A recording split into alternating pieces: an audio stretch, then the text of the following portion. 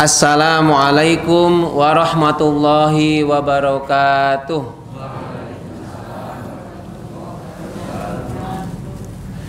Mari kita awali pengajian rutin kajian malam Rabu pada malam hari ini dengan bersama-sama terlebih dahulu membaca syahadat dan raditu billah. A'udzu billahi minasy syaithanir rajim.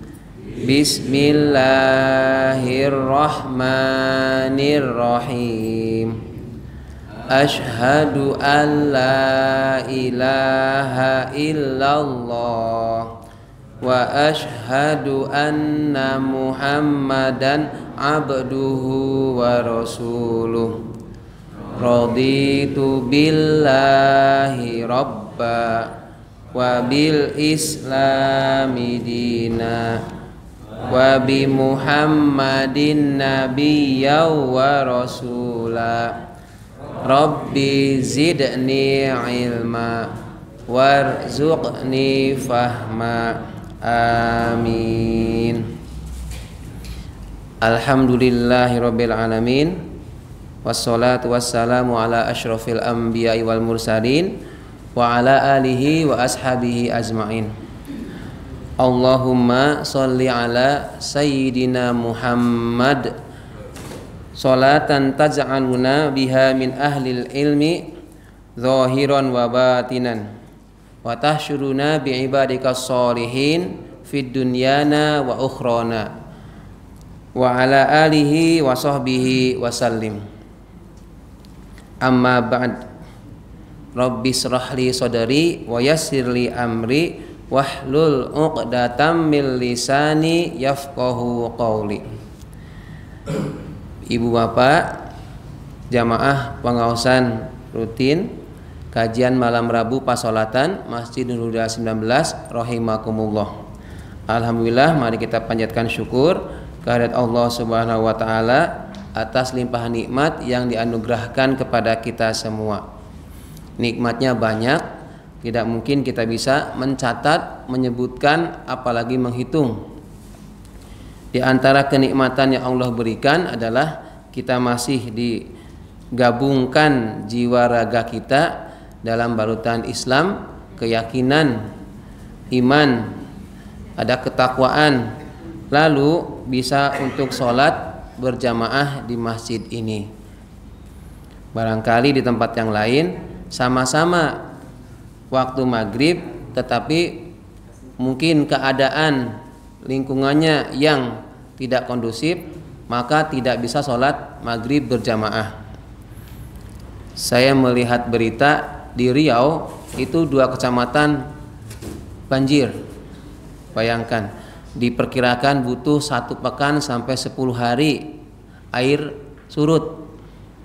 Sementara kita air di sini aman, tidak banjir. Maka kita bersyukur. Hujan pun jarang ya. Tapi sudah nikmat kita di sini. Maka tidak ada yang patut kita sampaikan, utarakan kecuali bersyukur. Tanda syukur kita adalah dengan sholat. Lalu sholatnya apakah sesegera mungkin atau bagaimana? Nah, hadirin rahimakumullah, ini malam ke-176,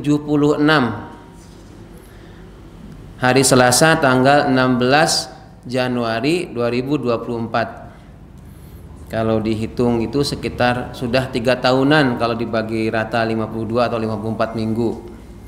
Meskipun pada kenyataannya sudah lebih dari 3 tahun kajian malam Rabu ini. Artinya kalau sudah usia 3 tahunan, mudah-mudahan ada bekasnya. Di antaranya adalah ada perubahan perilaku setiap kita dalam melaksanakan sholat, baik secara teknis atau syariatnya dari takbiratul ihram sampai ke salam, ataupun sampai secara batinnya sudah menguasai ilmu pasolatan. Artinya apa? Ketika takbir Allahu Akbar, maka yang lain sudah kecil. Masalah di rumah tangga, masalah anak, masalah tetangga, ekonomi itu belum seberapa. Makanya kalau orang yang beriman diantaranya adalah merasa bangga dengan Allah. Maksudnya apa? Yaitu dia, seseorang itu bangga dengan Allah, bahwa Allah itu maha besar, yang lain itu nggak ada apa-apanya.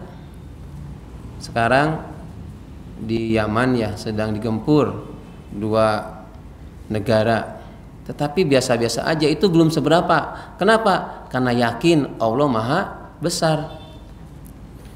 Itu kalau kita kaitkan dengan di luar sana. Hadirin rahimakumullah, malam hari ini kita akan bahas, saya mengambil judulnya ini, diksinya begini: tergesa-gesa sholat, sholat tergesa-gesa. Ada dua pilihan, maksudnya dua bahasan. Tergesa-gesa sholat, sholat tergesa-gesa. Apakah dua ini ada yang kebaikan, apa sama-sama tidak baik? Yang pertama baik, tergesa-gesa sholat.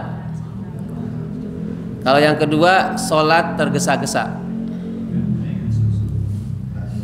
Nah, kita akan bahas ya, nanti kita kaitkan dengan keadaan kita dan beberapa sumber dari hadis maupun dari beberapa kitab.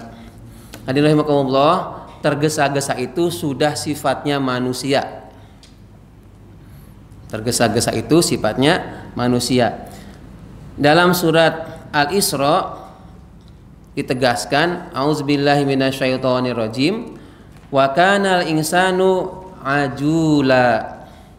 Dan keadaan manusia itu memang suka tergesa-gesa. Nah, ini lebih spesifiknya, lebih khusus, tergesa-gesa sholat atau sholat tergesa-gesa. Mari kita bahas sedikit-sedikit. Yang pertama, tergesa-gesa sholat.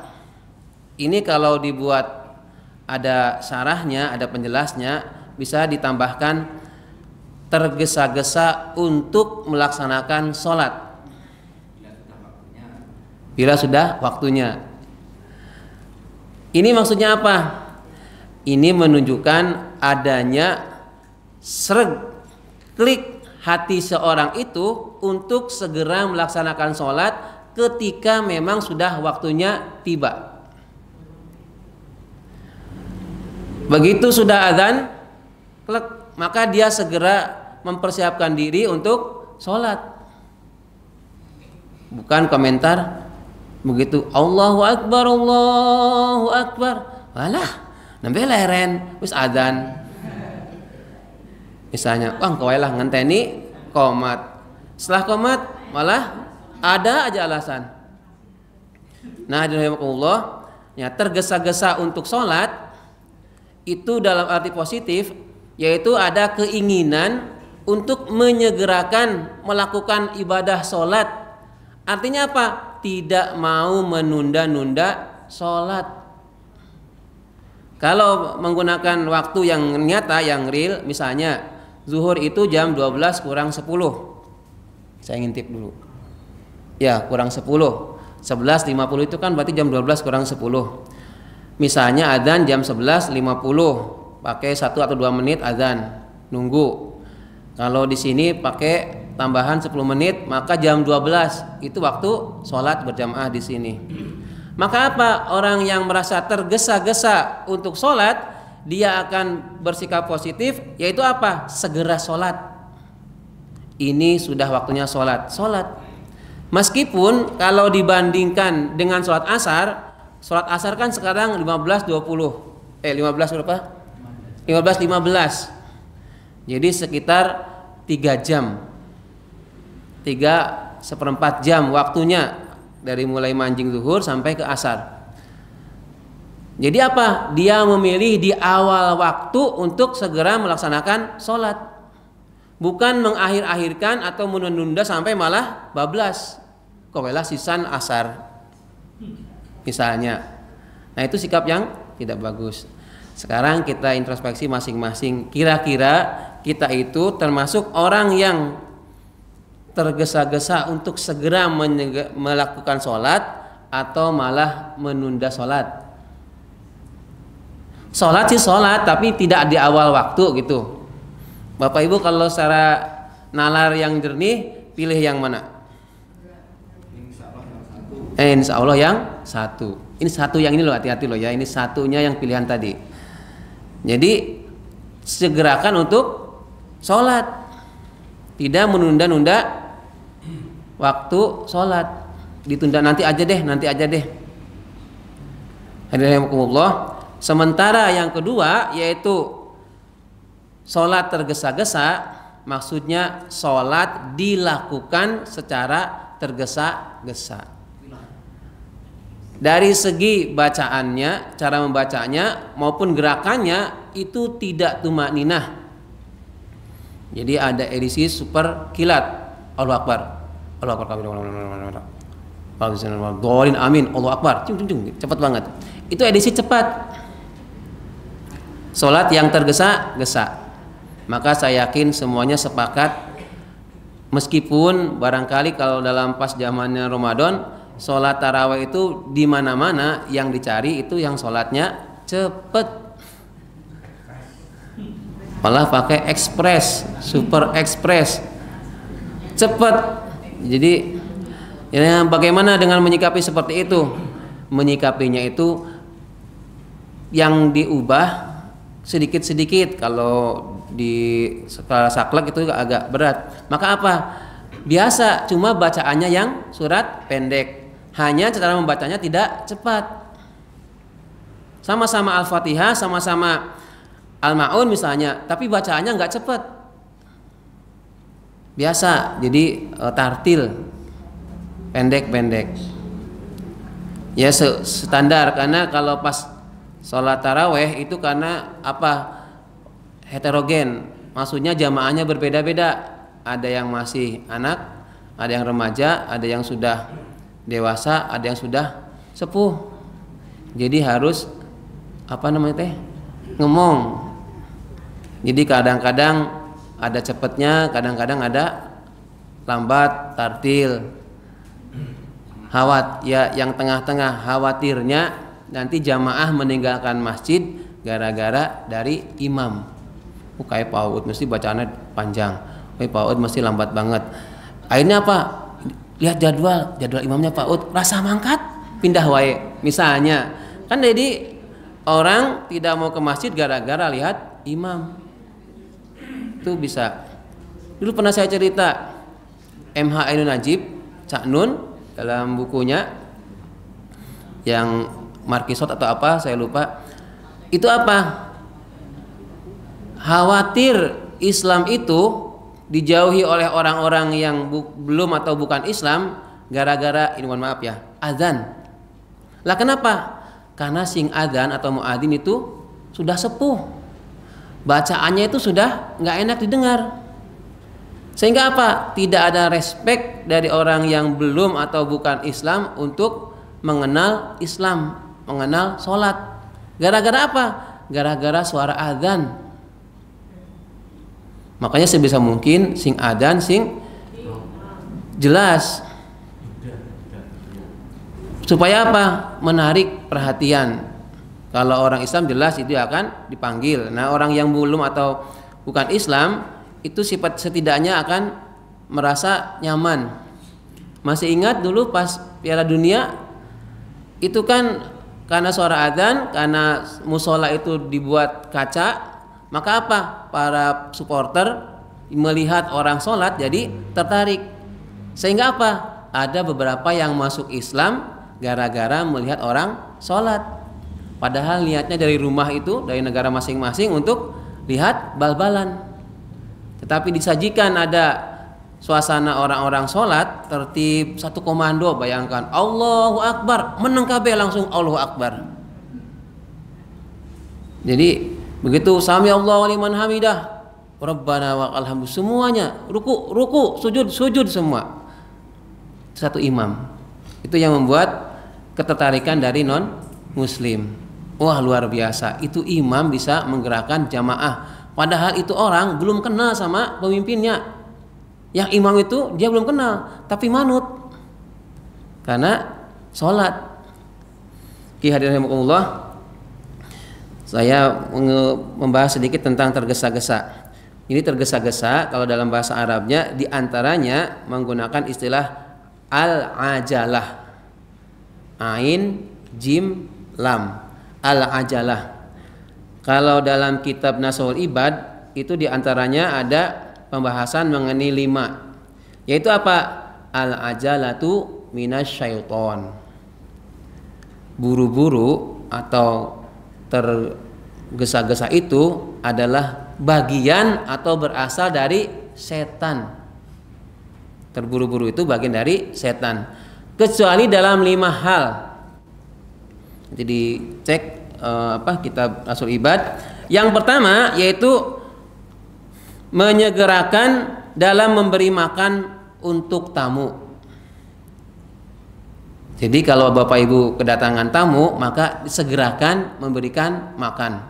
It'amu duyuf, memberi makan tamu. Makan itu tidak harus nasi, boleh jajanan, boleh minuman, atau teh, kopi kalau mau tamunya mau kopi ya, atau yang lain.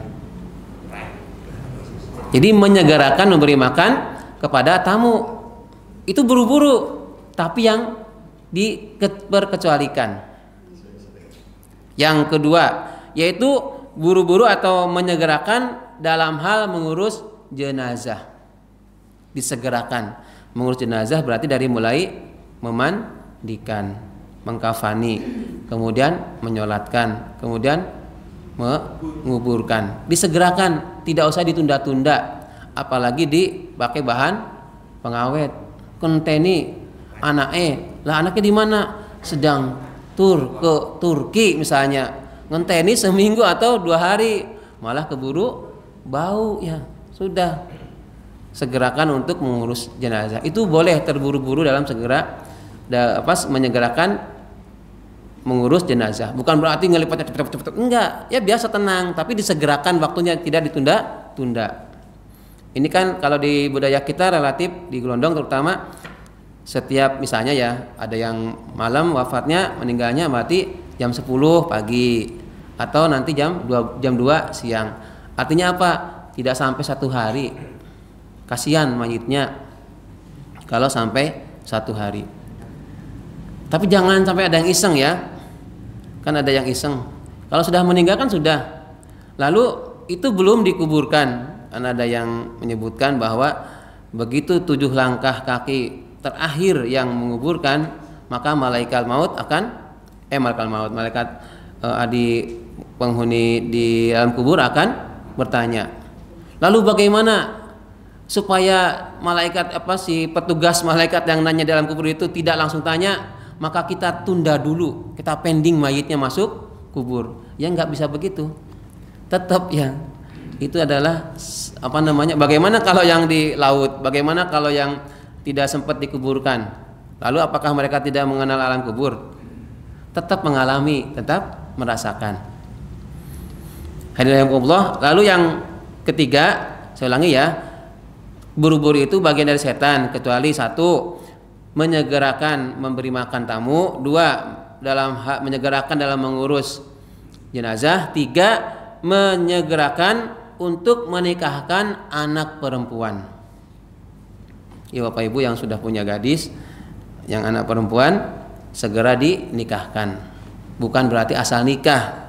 Maksudnya apa? Terus ada perhatian untuk Bapak Ibu atau kakek neneknya yang punya cucu perempuan sudah layak nikah, segerakan nikah. Nah, bab nikah nanti lagi. Yang keempat yaitu menyegerakan membayar hutang. Nah, hutang ini ya bukan hutang sholat atau hutang yang lain. Ini hutang dalam arti hubungan muamalah dalam sosial. Jenengan punya hutang ke tetangga, jenengan punya hutang ke pimpinan, jenengan punya hutang ke siapa gitu, segerakan bayar hutang. Gimana caranya supaya hutang itu lunas, tidak menjadi penghambat kelak setelah kita meninggal. Yang kelima yaitu menyegerakan untuk bertaubat. Segerakan bertaubat, memohon ampun kepada Allah, meskipun tidak melakukan dosa yang besar, maka apa? Tetap kita segerakan untuk bertaubat. Wasari'u ila magfirah min rabbikum. Itu 5 terburu-buru tergesa-gesa yang dibolehkan. diperkecualikan dalam kitab Nasoihul Ibad. Hadirin rahimakumullah, kemudian apakah Nabi, ini pernah saya melihat ke kamera ya, karena nanti dijadikan shot sama Mas Sandy. Napas dulu. Apakah Nabi pernah melakukan tergesa-gesa atau terburu-buru? Jawabannya bagaimana? Pernah. Bahkan Nabi Muhammad SAW itu pernah ditegur oleh Allah gara-gara terburu-buru, tergesa-gesa untuk paham ayat Al-Quran, untuk mendapatkan ayat Al-Quran lainnya. Jadi Nabi Muhammad SAW itu pernah ditegur oleh Allah ketika Nabi Muhammad terburu-buru dalam membaca Al-Quran, pengen segera hafal. Jadi buru-buru ditegur oleh Allah. Biasa aja, jadi nggak usah terburu-buru. Itu Nabi Muhammad SAW saja ditegur oleh Allah dalam hal segera hafal. Jadi kalau dalam dunia pesantren itu ketika menghafal Al-Quran setidaknya 70 kali. Saya ngalamin itu, suruh menghafal ayat itu 70 kali. Meskipun sudah hafal, baca dulu itu 70 kali. Lah kenapa sih sampai 70 kali? Apakah ada dasarnya? Terus dikisahkan 70 kali itu jadi bukan petunjuk dari Rasul supaya menghafal itu minimal 70 kali. Tapi ini dikisahkan bahwa ada 70 sahabat hufaz yang hafal Al-Quran itu wafat ketika peperangan. Nabi sangat sedih, 70 orang. Nah, maka apa? Oleh para ulama itu supaya diingatkan para hufaz, para hafidz Al-Quran itu apa? Ketika menghafal Al-Quran setidaknya dibaca dulu minimal 70 kali sampai hafal letak hurufnya, ini satu baris, harokatnya, hurufnya, tasdidnya, titiknya itu hafal. Karena 70 kali, bayangkan membaca. Jangan kalau 70 kali kira-kira kuat nggak? Alhamdulillah belum nyoba ya. 7 kali aja sudah jelek. Pengen hafal. Susah banget toh. Masa 70 kali sampai ininya bibirnya membusa-busa ibaratnya. Tidak apa-apa, itu perjuangannya orang-orang yang menghafal Al-Quran. Makanya kita tuh perlu bangga dengan adanya pesantren atau ada yayasan yang di dalamnya itu ada anak-anak untuk menghafal Al-Quran. Kalau jenengan punya rezeki, kasih itu. Ini informasi bocoran. Insya Allah di Masjid MBS itu selama bulan Ramadan itu akan ada gerakan daurah hafal Al-Quran, dipimpin oleh Pak Yuyun. Hafal Al-Quran bagi yang mau silahkan. Sebelum sebelum buka puasa. Jadi daurah itu kan singkat ya. Maksudnya singkat, bukan cepet-cepet. Memanfaatkan waktu bulan Ramadan untuk menghafal Al-Quran. Daurah Al-Quran. Silahkan yang punya anak, cucu seusia kelas 6 ke bawah, kelas 6 SD ke bawah, silahkan diikutkan. Hadirin rahimakumullah. Jadi Rasulullah SAW itu pernah juga ditegur gara-gara tergesa-gesa. Kemudian apakah tergesa-gesa juga itu pernah pada zaman-zaman dulu dilakukan oleh orang-orang? Iya. Disebutkan bahwa ada umat dia itu memohon kepada Allah supaya disegerakan doanya dikabulkan. Sebagai bukti bahwa Allah itu Maha mendengar, Allah mengabulkan permohonan, ada golongan orang yang pengen segera doanya dikabul, diijabah. Ada, itu juga termasuk yang ditegur. Lalu Allah al-ajalah dalam Al-Quran itu sebagai kiasan menyebut dunia. Ad-dunya itu al-ajilah. Dalam Quran surat Al-Isra ayat 18, auzubillahi minasyaitonirrajim, man kana yuridul ajilata ajjalna lahu fiha ma nasya'u liman nurid summa ja'alna lahu jahannam yaslaha madmuman madhura. Barang siapa yang pengen dunia, maka apa? Al-ajilata itu dunia, maka akan kami segerakan bagi dia. Di dalamnya itu orang-orang yang kami inginkan, yang kami tentukan. Kemudian kami, maksudnya kami di sini Allah akan memberikan kepada mereka jahanam. Yang mereka itu akan sampai ke neraka jahanam itu dengan secara tercela dan madhura. Madhura itu apa ya? Terusir ya, terusir, madhura. Jadi maksudnya apa? Maksudnya orang al-ajilah, buru-buru, menganggap kalau pengen kehidupan di dunianya itu pengen secara instan, pengen cepet, pengen sugih, pengen cepet. Pokoknya yang harusnya durasi 10 jam, dia pengen 4 jam. Durasinya harusnya minimal 40 tahun, malah dipercepat. Nah itu mah di negeri Wakanda. Itu malah apa? Tunggu itu kata Allah, yaslaha madmuman madhura. Mereka itu akan dimasukkan ke dalam neraka jahanam dalam keadaan yang tercela dan terusir. Jadi menganggap di dunia itu pengen cepat-cepat. Ya tadi itu diantaranya doa pengen cepat dikabul. Jadi nggak ada ikhtiar, nggak ada sabarnya, nggak ada tawakalnya. Hadirin rahimakumullah, kenapa bisa tergesa-gesa? Disebutkan tergesa-gesa itu akibat orang yang tidak memikirkan secara utuh, secara matang perihal sesuatu akibat. Lalu bagaimana orang sholatnya tergesa-gesa? Dia belum tahu, belum sadar betapa dampak buruk dari sholatnya yang tergesa-gesa. Saya menuliskan beberapa di sini. Kalau sholatnya terburu-buru atau tergesa-gesa, punggung ketika ruku dan sujud, dulu kemarin saya praktekkan, kalau tidak sampai lurus maksimal, sujud maksimal tidak lurus tulang punggungnya, maka apa? Dalam hadis disebutkan Allah tidak akan melihatnya. Bukan berarti Allah tidak melihat seorang, tetap Allah lihat. Dalam arti Allah tidak mau memberikan nilai plus atau pahala bagi orang tersebut. Kenapa? Karena ruku sujudnya tidak meluruskan tulang punggung. Ini catatan bagi yang sehat ya. Kalau dalam keadaan orang yang sakit tertentu ya, kalau tidak sampai sempurna tulang punggungnya, tidak sampai lurus, itu dimaklumi. Supaya Allah itu melihat kita, artinya apa? Kalau sudah Allah lihat kita minta pada Allah dikabul.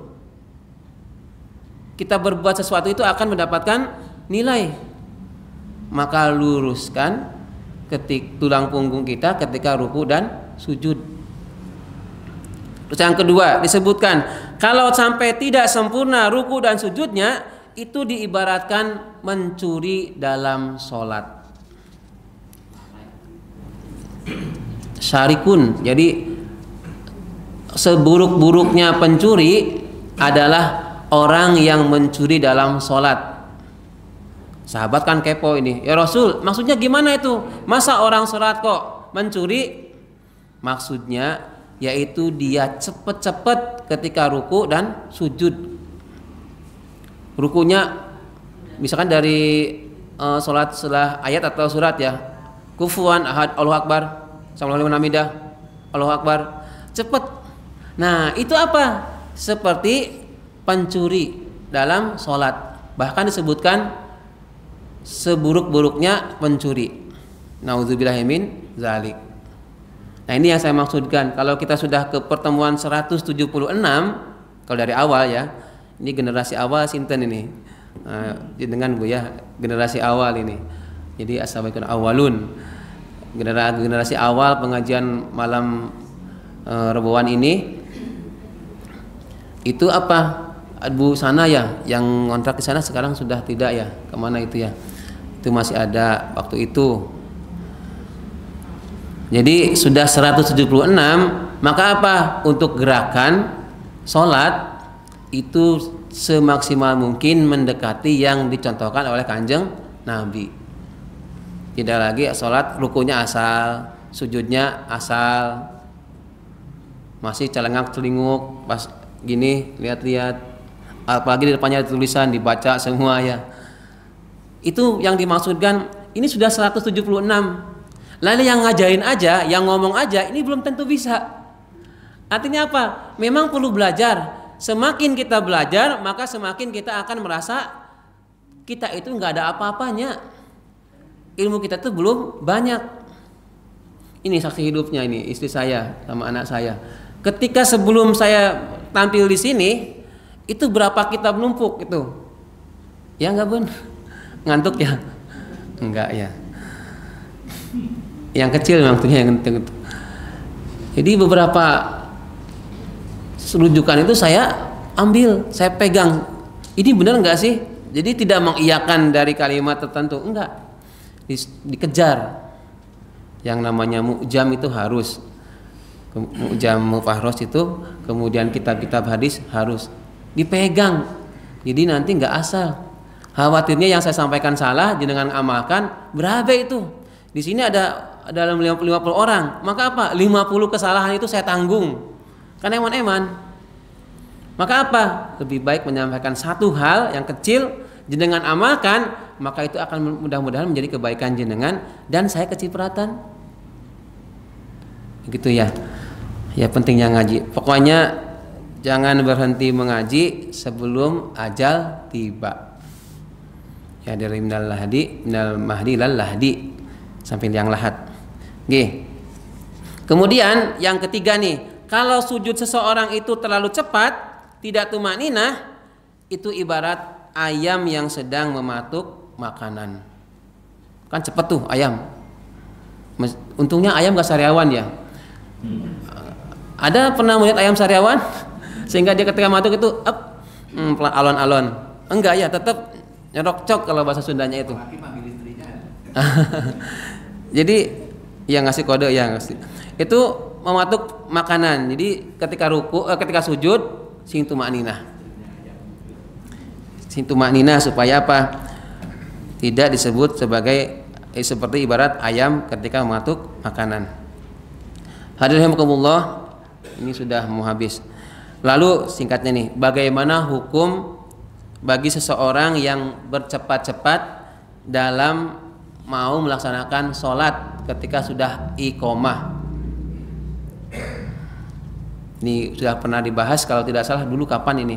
Bagaimana kalau sudah mendengar iqomah, la ilaha illallah, saya masih jalan, seseorang masih di jalan, apa harus ngebut?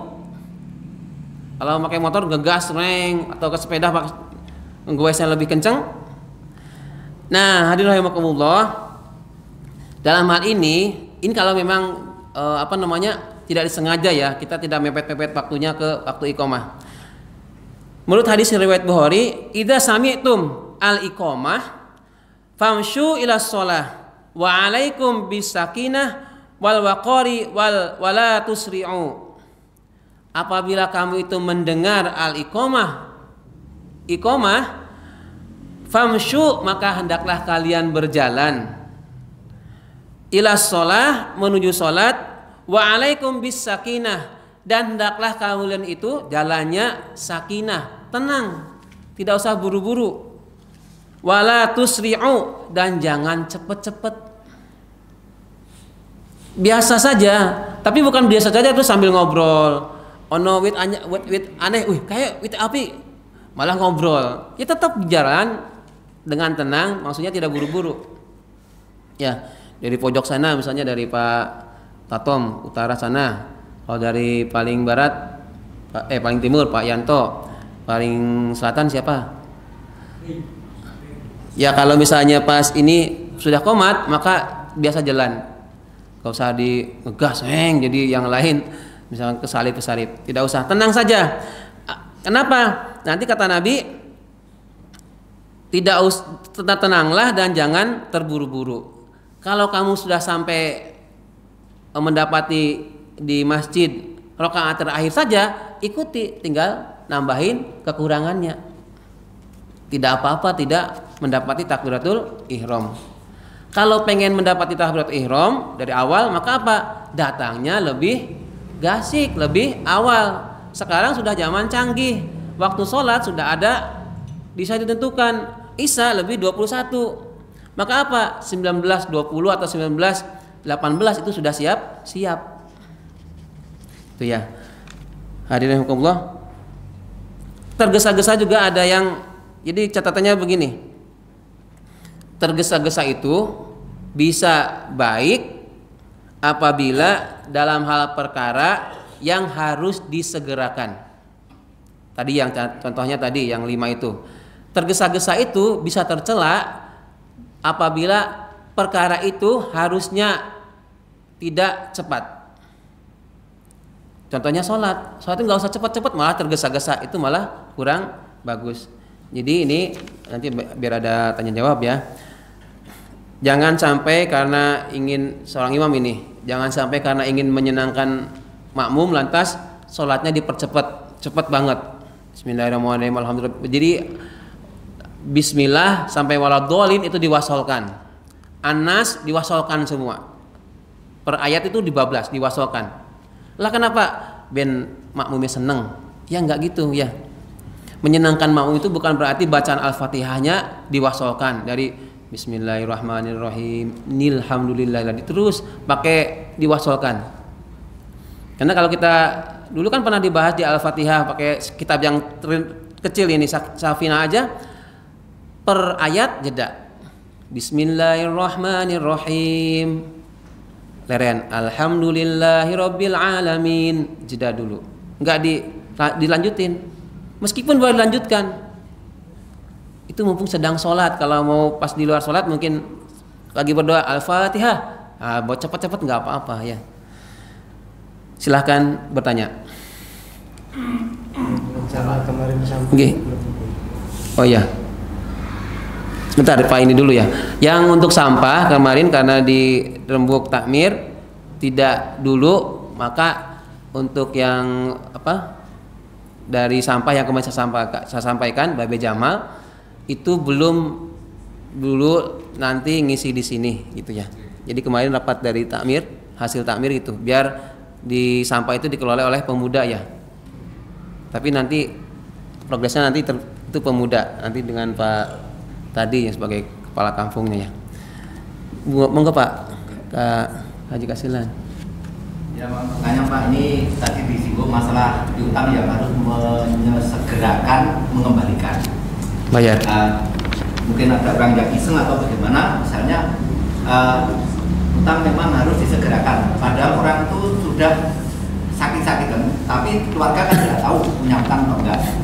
Ternyata setelah orangnya meninggal, itu nanti bagaimana kalau misalnya ternyata mempunyai utang, tapi waktu dipamitkan di waktu jenazah itu yang ada piutang hubungannya sesama manusia untuk diikhlaskan. Kalau memang keberatan harus menghubungi keluarga yang nanti akan bayar, yang diselesaikan. Okay. Terus nanti itu misalnya gitu, itu hutang tersebut bisa menghambat si jenazah nanti di alam kubur apa enggak? Terima kasih. Okay.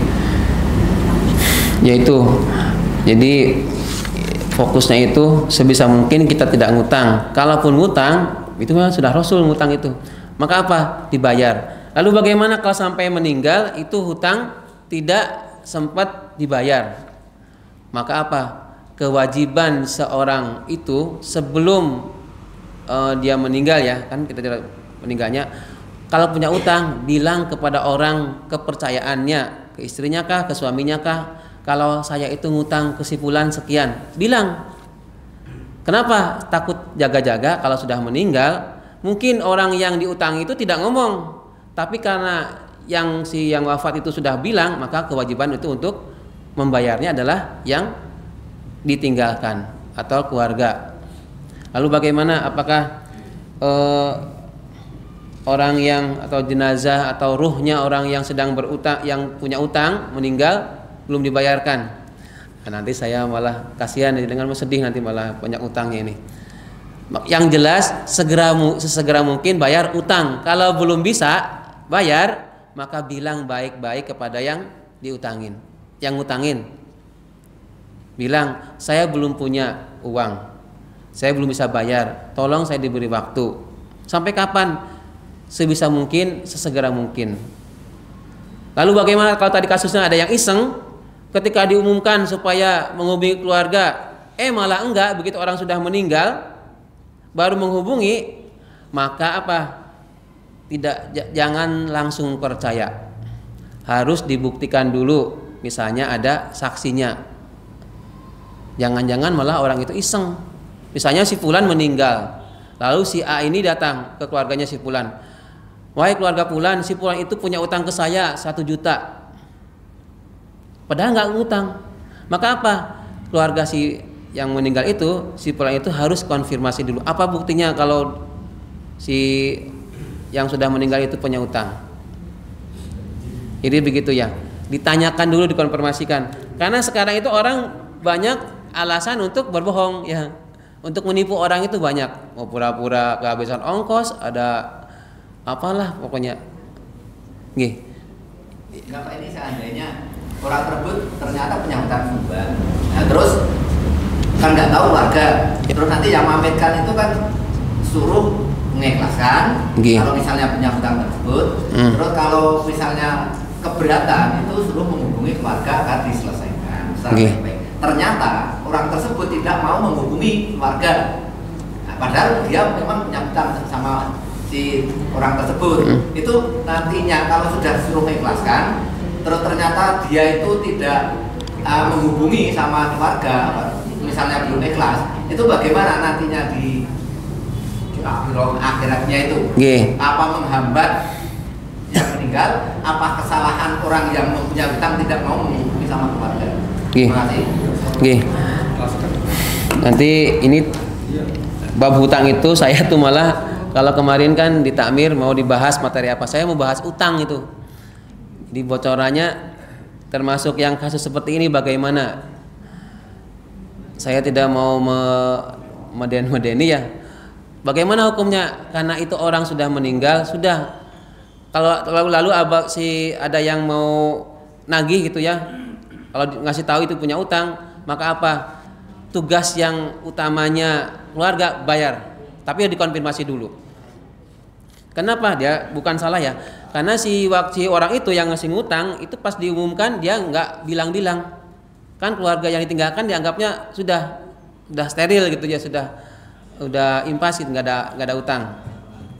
Ini saya kalau menyebutkan nanti rujukannya bagaimana orang yang utang, nanti pas di bulan Ramadan insya Allah ini Mas Andik saya request nih temanya tentang utang. Nanti pas buka puasa tentang utang ya. Saya kira itu ya Pak Haji Kasilan. Nanti supaya dasar-dasarnya dari segi fikih dengan muamalahnya itu jelas bagaimana kalau tentang utang. Termasuk utang ucapan, ada utang ucapan ya, janji, ada utang materi, ada utang ibadah, maksudnya puasa dan lain-lain. Kita akhiri dengan bersama-sama baca doa kafaratul majlis. A'udzubillahi minasyaitonirrajim.